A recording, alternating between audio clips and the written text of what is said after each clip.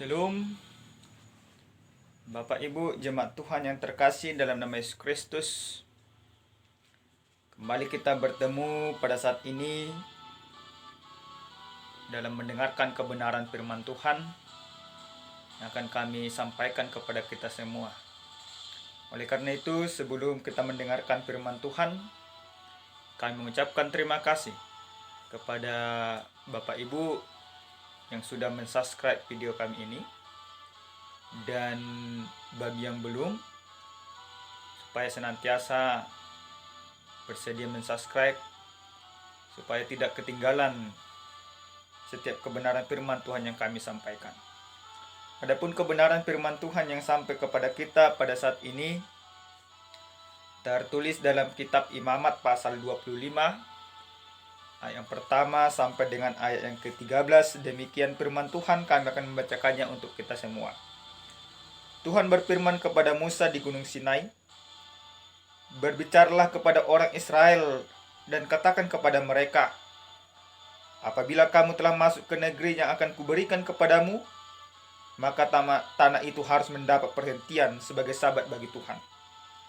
6 tahun lamanya engkau harus menaburi ladangmu, dan 6 tahun lamanya engkau harus meranting kebun anggurmu dan mengumpulkan hasil tanah itu.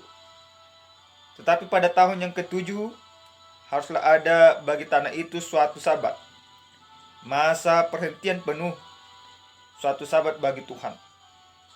Ladangmu janganlah kau taburi, dan kebun anggurmu janganlah kau rantingi. Dan apa yang tumbuh sendiri dari penuaianmu itu janganlah kau tuai, dan buah pohon anggur dari pokok anggurmu yang tidak dirantingi janganlah kau petik. Tahun itu harus menjadi tahun perhentian penuh bagi tanah itu. Hasil tanah selama sabat itu haruslah menjadi makanan bagimu, yakni bagimu sendiri, bagi budakmu laki-laki, bagi budakmu perempuan, bagi orang upahan, dan bagi orang asing di antaramu yang semuanya tinggal padamu, juga bagi ternakmu, dan bagi binatang liar yang ada di tanahmu. Segala hasil tanah itu menjadi makanannya. Selanjutnya engkau harus menghitung 7 tahun sabat, yakni 7 kali 7 tahun. Sehingga masa 7 tahun sabat itu sama dengan 49 tahun. Lalu engkau harus memperdengarkan bunyi sangkakala di mana-mana dalam bulan yang ke-7 pada tanggal 10 bulan itu. Pada hari raya pendamai, kamu harus memperdengarkan bunyi sangkakala itu di mana-mana di seluruh negerimu. Kamu harus menguduskan tahun yang ke-50 dan memaklumkan kebebasan di negeri itu bagi segenap penduduknya. Itu harus menjadi tahun Yobel bagimu, dan kamu harus masing-masing pulang ke tanah miliknya dan kepada kaumnya. Tahun yang ke-50 itu harus menjadi tahun Yobel bagimu. Jangan kamu menabur, dan apa yang tumbuh sendiri dalam tahun itu jangan kamu tuai, dan pokok anggur yang tidak dirantingi jangan kamu petik buahnya, karena tahun itu adalah tahun Yobel. Haruslah itu kudus bagimu. Hasil tahun itu yang hendak kamu makan harus diambil dari ladang. Dalam tahun Yobel itu kamu harus masing-masing pulang ke tanah miliknya. Sampai di sana pembacaan kebenaran firman Tuhan.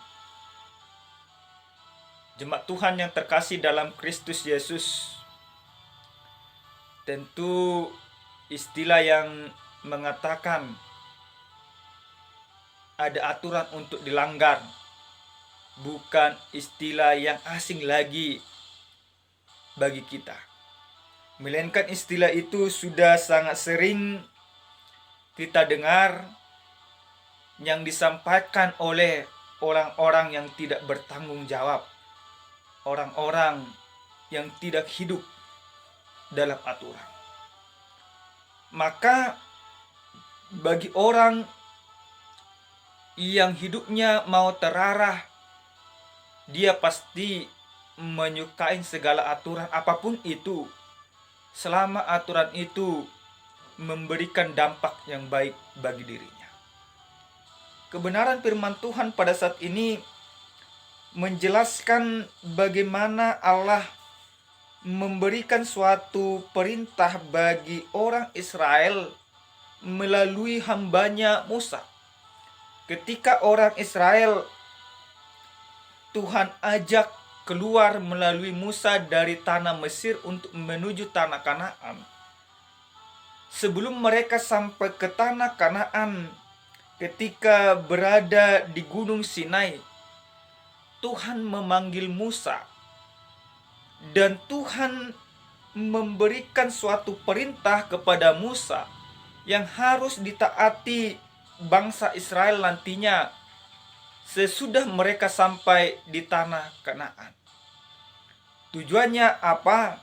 Tujuannya supaya orang Israel mengerti dan memahami bahwa mereka merupakan umat pilihan Tuhan.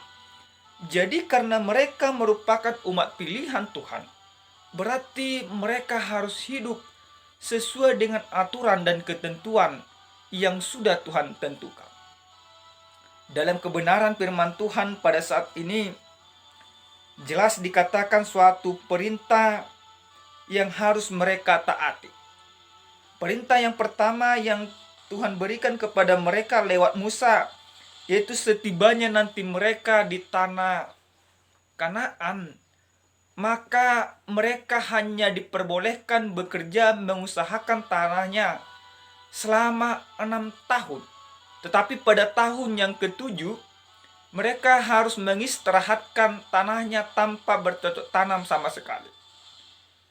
Lalu peraturan yang kedua, Tuhan katakan yang harus mereka taati adalah setelah mereka melakukan 7 kali 7 tahun, yaitu tahun Sabat, maka pada tahun yang ke-50 mereka harus merayakan tahun perhentian itu atau disebut tahun pembebasan atau tahun Yobel. Yang mau mereka lakukan yaitu untuk mempermuliakan Tuhan. Bapak Ibu, jemaat Tuhan yang terkasih dalam Kristus Yesus, apa sebenarnya tujuan Tuhan membuat aturan main ini kepada orang Israel?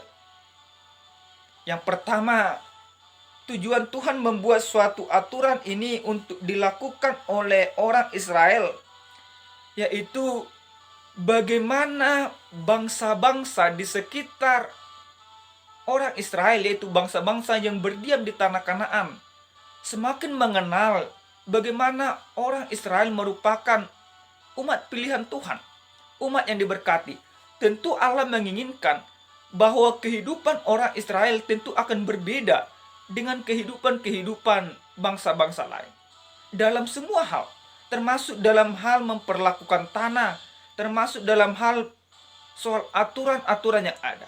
Maka setiap umat Tuhan harus hidup teratur sebagaimana yang sudah Tuhan tentukan aturan yang harus mereka lakukan. Itu yang pertama. Aturan yang kedua, kenapa Tuhan sampai membuat aturan ini kepada orang Israel?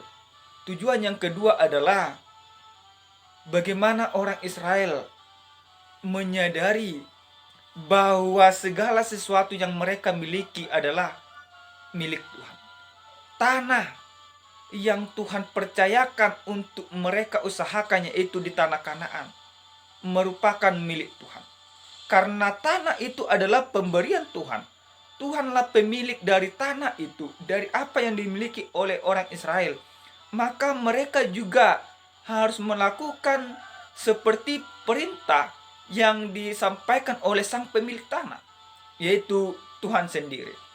Maka mereka harus mengusahakan tanah itu sesuai dengan ketentuan yang Tuhan tentukan. Dan kalau Tuhan katakan berhenti, maka mereka harus berhenti. Karena Tuhan adalah pemilik tanah itu. Di sini mau mengajarkan orang Israel harus sadar akan hal itu. Maka dengan kesadaran itu, orang Israel diajak supaya mereka benar-benar meresapi dirinya adalah anak-anak Tuhan, orang-orang pilihan Tuhan, bangsa pilihan Tuhan. Maka karena mereka merupakan bangsa pilihan Tuhan, mereka harus mempersembahkan segala sesuatu yang ada pada mereka untuk kemuliaan Tuhan juga. Lalu, Bapak Ibu, jemaat Tuhan yang terkasih dalam nama Yesus Kristus, apa yang harus dilakukan oleh orang Israel terhadap tanah itu pada tahun yang ke-7 atau tahun Sabat? Kemana hasilnya? Kalau kita membaca dalam kitab Keluaran 23 ayat 11, di sana jelas dikatakan bahwa hasil tanah pada tahun yang ke-7 itu, pada tahun Sabat itu diperuntukkan khusus bagi orang-orang miskin. Jadi apa yang mau dikatakan di sana? Ketika orang Israel berhenti mengusahakan tanahnya, tanah akan tetap mengeluarkan hasilnya. Hasilnya tidak bisa dinikmati orang Israel, tetapi orang-orang miskin yang ada di sekitar mereka, baik itu orang Israel sendiri atau budak-budak yang lain, atau orang-orang yang ada di sekitar mereka, penduduk-penduduk Kanaan yang sebelumnya yang mereka taklukkan, harus makan dari hasil tanah itu pada tahun yang ke-7. Jadi melalui tanah yang seharusnya diberhentikan, yang tidak menghasilkan bagi orang Israel, tetapi bagi orang lain, bagi orang miskin, bagi bangsa lain, bagi yang membutuhkan, tetap tanah itu menghasilkan, tetap bermanfaat bagi mereka. Jadi bukan berarti tanah yang berhenti pada tahun yang ke-7 tidak bermanfaat, tetapi tetap bermanfaat bagi orang miskin dan juga bagi ternak-ternak liar atau hewan-hewan liar. Yang artinya apa? Allah akan tetap memelihara, menjaga ciptaan lainnya melalui kehidupan orang-orang Israel. Bapak Ibu, jemaat Tuhan yang terkasih dalam nama Yesus Kristus, lalu mungkin akan muncul sebuah pertanyaan juga dalam pemikiran kita. Jadi apa yang akan dimakan bangsa itu pada tahun yang ke-7 itu, kalau mereka tidak memanen dari hasil tanahnya? Tuhan katakan di dalam kebenaran firman Tuhan dalam ayat yang berikutnya, yaitu mulai dari ayat 18 sampai dengan ayat 22. Di sana jelas dikatakan pada tahun yang ke-6 hasil tanah, hasil panen mereka, hasil kebun anggur mereka berlipat ganda. Bahkan pada tahun yang ke-6 sebelum tahun Sabat, sebelum tahun perhentian, maka hasil panen mereka Tuhan janjikan berlipat ganda 3 kali lipat. Bahkan di sini jelas dikatakan, demikianlah kamu harus melakukan ketetapanku dan tetap berpegang pada peraturanku, serta melakukannya, maka kamu akan diam di tanahmu dengan aman dan tentram. Tanah itu akan memberikan hasilnya, dan kamu akan makan sampai kenyang dan diam di sana dengan aman dan tentram. Apabila kamu bertanya, apakah yang akan kami makan dalam tahun yang ke-7 itu? Bukankah kami tidak boleh menabur dan tidak boleh mengumpulkan hasil tanah kami? Maka aku memerintahkan berkatku kepadamu dalam tahun yang ke-6, supaya diberikannya hasilnya untuk 3 tahun. Dalam tahun yang ke-8 kamu akan menabur, tetapi kamu akan memakan dari hasil yang lama sampai kepada tahun yang ke-9. Sampai masuk hasilnya, kamu akan memakan yang lama. Artinya apa? Tahun ke-7 akan tercukupkan. Tahun ke-8 juga hasil dari tahun yang ke-6 ini juga akan mencukupkan kebutuhan mereka. Tahun ke-9 lah baru bisa mereka menikmati kembali dari hasil tanaman tahun yang ke-8. Jadi ini merupakan suatu janji yang sangat luar biasa yang diberikan oleh Tuhan kepada bangsa Israel. Suatu ketentuan yang sebenarnya menyenangkan orang Israel. Walaupun pada akhirnya nantinya orang Israel tidak taat kepada aturan yang sudah Tuhan tentukan, mereka hidup dengan keserakahan, sehingga mereka tidak memperuntukkan tahun Sabat lagi untuk Tuhan. Ketika mereka nantinya tidak memperuntukkan tahun Sabat kepada Tuhan, maka hidup mereka penuh dengan keserakahan. Ketika mereka sudah serakah, maka mereka tidak memperdulikan aturan Tuhan lagi. Ketika mereka sudah tidak peduli dengan aturan Tuhan, maka pada saat itulah Tuhan murka, Tuhan marah, Tuhan membuang mereka nantinya ke dalam kerajaan Babilonia selama 70 tahun. Itu akibat dari keserakahan mereka. Lalu, apa perbedaan tahun Sabat dengan tahun yang ke-50? Dengan tahun Yobel. Bapak Ibu, jemaat Tuhan yang terkasih dalam nama Yesus Kristus, pada tahun Yobel ada ketentuan yang sudah Tuhan tentukan yang lebih dalam maknanya dari tahun Sabat. Dalam tahun Yobel dikatakan di sana semua budak Israel harus dibebaskan. Baru yang kedua, semua harta warisan harus dikembalikan pada pemiliknya. Yang ketiga, tanah tidak boleh digarap. Kalau tahun yang ketujuh, tahun Sabat itu hanya satu, yaitu tanah tidak boleh diusahakan. Tetapi mereka masih tetap harus memiliki budak. Dan mereka tidak persoalan mau membeli harta orang lain dengan sebanyak-banyaknya. Tetapi pada tahun yang ke-50, tahun Yobel, itu berbeda. Perbedaannya adalah pada tahun Yobel, tahun pembebasan, tahun sukacita, tahun keselamatan, maka pada saat itu Tuhan tentukan kepada orang Israel bahwa budak yang ada pada mereka harus dibebaskan. Artinya apa? Artinya budak itu harus menjadi orang-orang yang merdeka, tidak lagi menjadi budak. Kecuali kalau memang pada tahun yang ke-50 budak itu sudah dibebaskan, tetapi dia tetap mau mengabdikan dirinya kepada tuannya, maka dia akan tetap budak. Tetapi pada saat itu Tuhan berikan kebebasan bagi budak melalui orang Israel. Budak boleh lepas.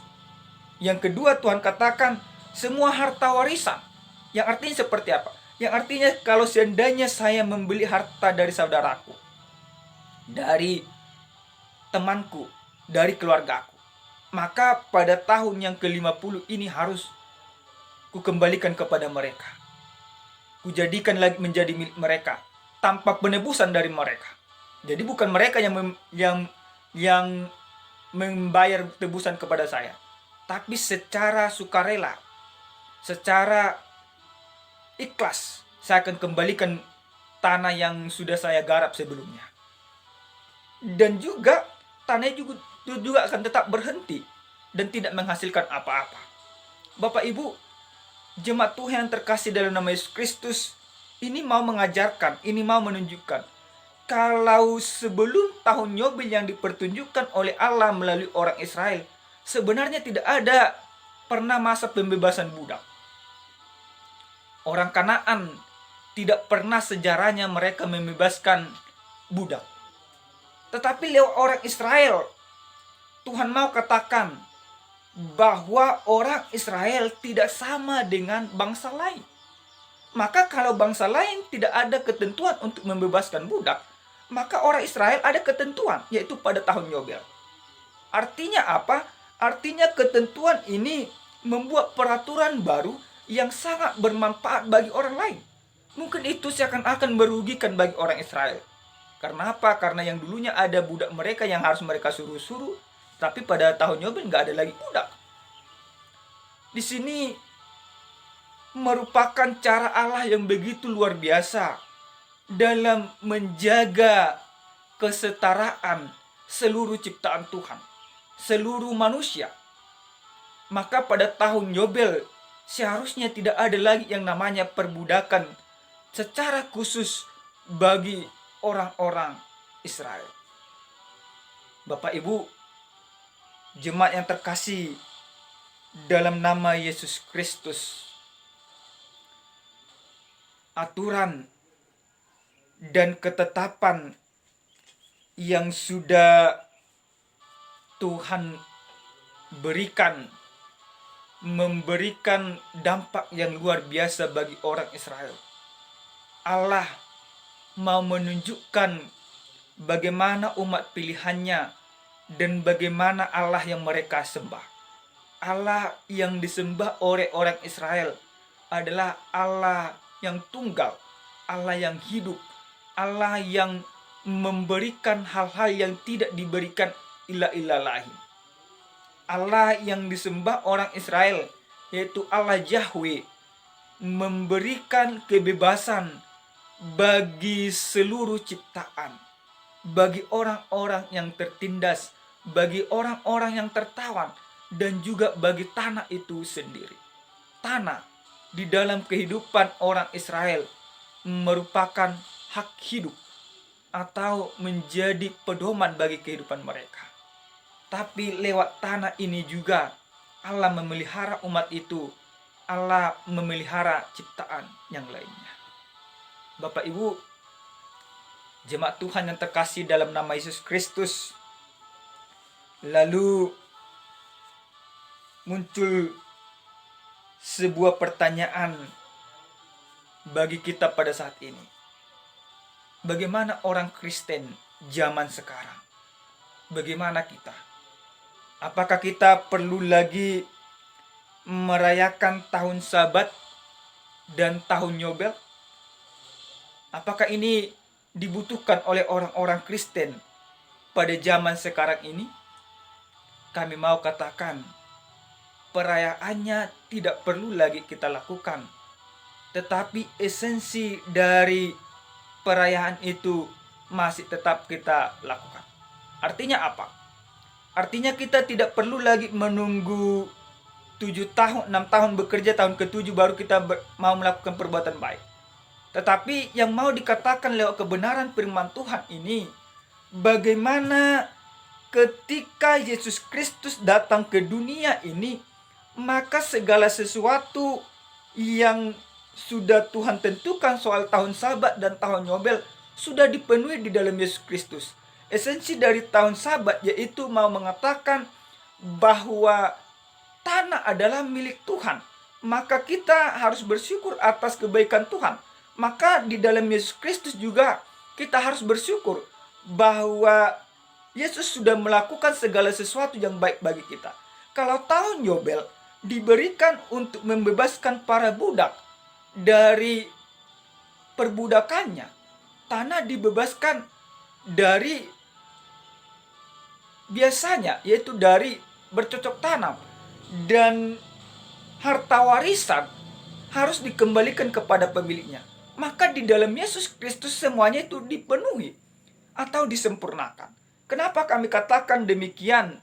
Jelas Yesus katakan ketika Yesus membaca sebuah kitab, yaitu ketika dia di sebuah sinagoge dalam kitab Injil Lukas, dia membaca dari kitab Yesaya pasal 6 ayat 9 sampai 10. Dikatakan demikian, Roh Tuhan ada padaku, oleh sebab Dia mengurapi aku untuk menyampaikan kabar baik kepada orang-orang miskin, dan mengutus aku untuk membebaskan orang-orang tawanan, dan penglihatan kepada orang-orang buta, untuk membebaskan orang-orang yang tertindas, untuk memberitakan tahun rahmat Tuhan sudah datang. Maka semuanya, tahun Sabat dan tahun Yobel disempurnakan di dalam Yesus Kristus.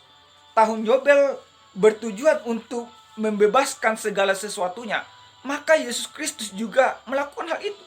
Yesus Kristus datang ke dunia ini sebagai penggenapan dari tahun Yobel itu sendiri. Yesus datang ke dunia ini untuk membebaskan manusia dari keberdosaannya. Maka di dalam Yesus Kristus ada kebebasan, ada keselamatan, ada sukacita. Maka setiap orang yang percaya, orang Kristen pada zaman sekarang ini, tidak perlu lagi menantikan kapan itu tahun Sabat, kapan itu tahun Yobel. Karena apa? Karena di dalam Yesus Kristus semua itu sudah digenapi. Yang terpenting sekarang adalah bagaimana kita benar-benar percaya di dalam Yesus Kristus. Bagaimana kita menerima pembebasan keselamatan yang Yesus Kristus berikan kepada kita. Bapak Ibu jemaat Tuhan yang terkasih dalam nama Yesus Kristus, apakah Bapak Ibu sudah terbebas dari kuasa keberdosaan atau masih melakukan dosa? Kalau kita masih melakukan dosa di dalam kehidupan kita, maka pembebasan yang diberikan Kristus Yesus itu tidak sampai kepada kita. Bapak Ibu jemaat Tuhan. Jadi firman ini mau mengatakan, mau mengajak kita, terimalah pembebasan yang diberikan oleh Yesus Kristus. Maka ketika kita menerima pembebasan yang diberikan oleh Yesus Kristus, tentu kita menjadi bersyukur atas segala sesuatu yang kita miliki. Kita menjadi mempergunakan tanah ini atau pemberian Tuhan ini untuk kemuliaan Tuhan. Kita menjadi mempergunakan potensi kita untuk kemuliaan Tuhan itu sendiri. Bapak Ibu, jemaat Tuhan yang terkasih dalam nama Yesus Kristus, hal apa yang perlu kita pahami dari kebenaran firman Tuhan pada saat ini? Tema yang diberikan kepada kita adalah yaitu panggilan memelihara alam. Apakah Bapak Ibu semuanya merasa terpanggil untuk memelihara alam? Kita sudah dibebaskan oleh Yesus Kristus dari belenggu dosa. Maka ketika kita sudah dibebaskan Yesus Kristus dari belenggu dosa dan kita menerimanya itu, pada saat itulah sebenarnya kita terhisap atau kita terpanggil untuk memelihara alam semesta. Maka hal yang pertama yang harus kita lakukan ketika kita sudah menyadari bahwa kita terpanggil untuk memelihara alam semesta, yang pertama sekali yang harus kita lakukan, kita harus menjadi penolong bagi sesama kita. Sekarang ini boleh kita lihat banyak ketidakadilan terjadi di mana-mana. Di tengah-tengah keluarga kita sekalipun, kita sering sekali melihat ketidakadilan itu. Maka kita terpanggil di sana. Panggilan kita di sana adalah bukan hanya sebatas melihat. Banyak orang melihat, dilihatnya kasihan, dilihatnya dia mendapatkan ketidakadilan dan lain sebagainya. Tetapi kita tidak hanya melihat, tetapi kita diajak untuk mempertunjukkan bagaimana keadilan yang sesungguhnya. Kalau hanya sebatas melihat itu nggak ada artinya. Tapi bagaimana kita mau menunjukkan kepedulian keadilan yang sesungguhnya. Bagaimana menunjukkan keadilan yang sesungguhnya? Berarti kita jangan berlaku curang, jangan berlaku semena-mena kepada sesama kita. Banyak sekarang ini ketika orang lain punya utang kepadanya, dia dengan bengisnya menuntut sama orang lain ini harus membayar utangnya dan lain sebagainya.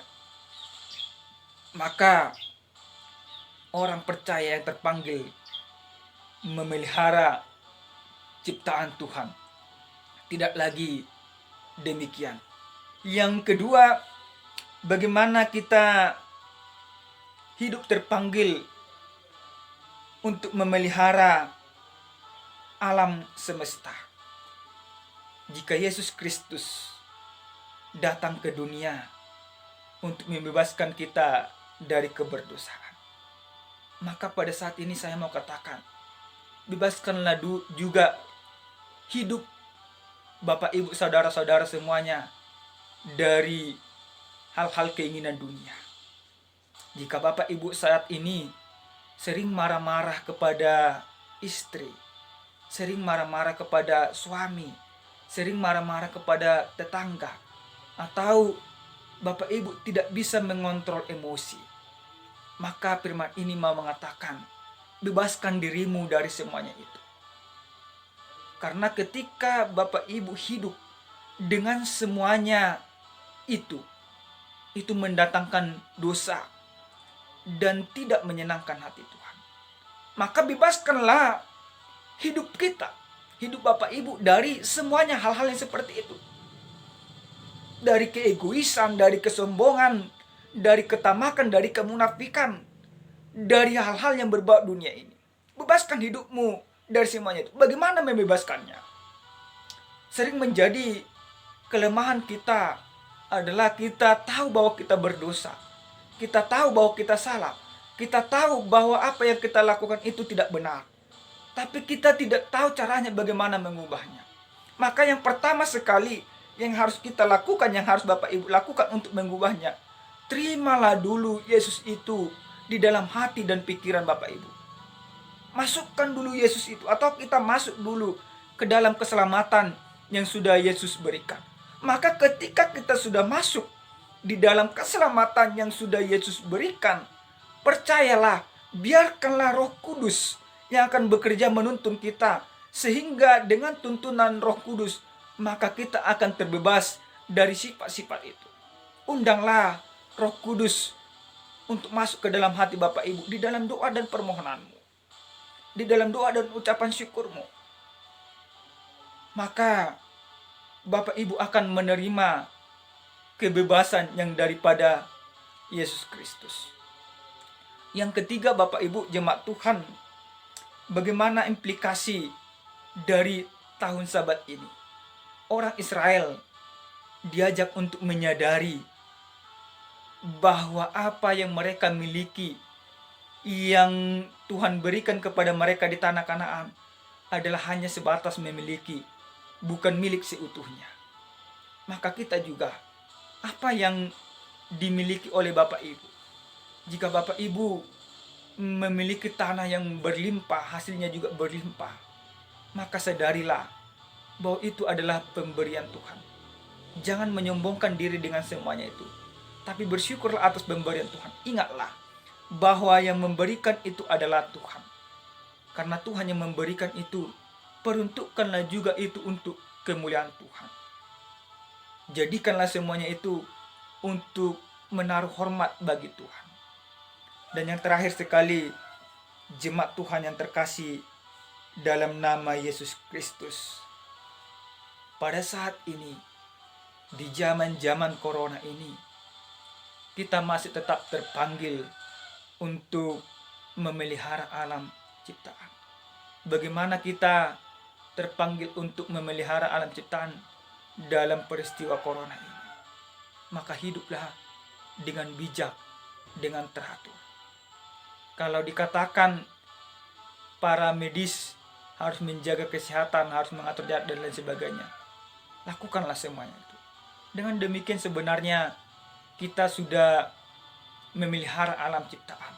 Memelihara alam ciptaan ketika kita tidak menularkan penyakit kepada orang lain, itu kita sudah memelihara.